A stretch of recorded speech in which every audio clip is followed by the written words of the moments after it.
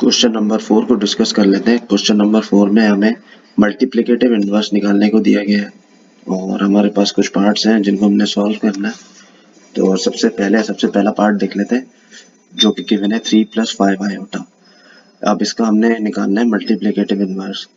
तो multiplicative inverse निकालने के लिए एक हमारे पास फॉर्मूला गिवन है, ये हमें याद करके जाना होगा पेपर में।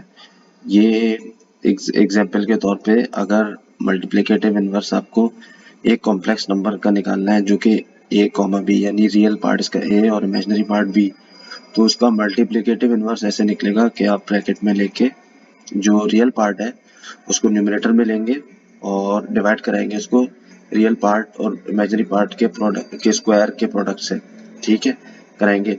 फिर कॉमा देके इसका इमेजिनरी पार्ट आप लिखेंगे और इमेजिनरी पार्ट ऊपर लिखते हुए जो आपके पास ओरिजिनल जिस चीज का मल्टीप्लिकेटिव इनवर्स निकाल लें उसका जो इमेजिनरी पार्ट है उसका साइन चेंज करके आप लिखेंगे न्यूमरेटर में। जैसे इधर b है तो आपने लिख दिया -b और डिनोमिनेटर में आपने इनके स्क्वायर का प्रोडक्ट उसी तरीके से जैसे रियल पार्ट के लिए लिखा था वैसे ही इमेजिनरी पार्ट के लिए भी आपने डिनोमिनेटर में इस तरीके से सेम रखना है। अब ये तो हो गई इसकी एग्जाम्पल। पार्ट नंबर 1 को सॉल्व करने के लिए अब अगर हम इसका मल्टीप्लिकेटिव इनवर्स निकालें इस फॉर्मूले को देखते हुए तो इसी तरीके से निकलेगा कि आपने ब्रैकेट में रख के पहले रियल पार्ट ऊपर लिखा और नीचे डिनोमिनेटर में आपने 3 का स्क्वायर यानी रियल पार्ट का स्क्वायर प्लस इमेजिनरी पार्ट का स्क्वायर यानी 5 का स्क्वायर और कॉमा देके यहाँ पे 5 आयोटा है और अब हमने इसकी साइन चेंज करनी होगी, -5 कर दिया क्योंकि यहाँ पे +5 था और डिनोमिनेटर में हमने वही लिखा जो यहाँ इससे पहले लिखा था। सॉल्व करा, स्क्वायर को ऐड किया, ये हो गया हमारे पास इसका आंसर। तो ये हो गया मल्टीप्लिकेटिव इनवर्स इस चीज का जो कहते हैं 3 + 5 आयोटा। ये सॉल्व है पहला सवाल। और इसके सेकंड पार्ट को डिस्कस कर लेते हैं। इसके अंदर तो ये सिंपल है, हमारे पास इसके अंदर रियल पार्ट तो गिवन ही नहीं है, इसके अंदर इमेजिनरी पार्ट गिवन है 8 आयोटा। तो उसका सिंपल इस फॉर्मूले को देखते हुए हमने बार बार बजाय इसके फॉर्मूला उतारूं तो इसी को देखते हुए लिखेंगे। ये आ गया 0 और ये -b की जगह हो गया -8। इसी तरीके से इसको भी सॉल्व किया।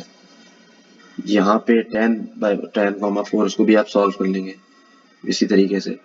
4 को भी आप सॉल्व कर लेंगे। 4 में आपको इन दिखाई दे रहा होगा कि इमेजिनरी पार्ट के साथ यहाँ पे नेगेटिव साइन है, यहाँ पे पॉजिटिव था, यहाँ पे पॉजिटिव था और पहले पार्ट में भी पॉजिटिव था। फोर्थ पार्ट में इमेजिनरी के साथ नेगेटिव है। इस चीज का आपने ख्याल रखना है कि नेगेटिव है तो नेगेटिव ही नहीं उतार देना। अगर नेगेटिव है तो उससे पहले जो फॉर्मूले वाला नेगेटिव है वो लाजमी लगेगा, जो कि ये नजर आ रहा होगा आपको।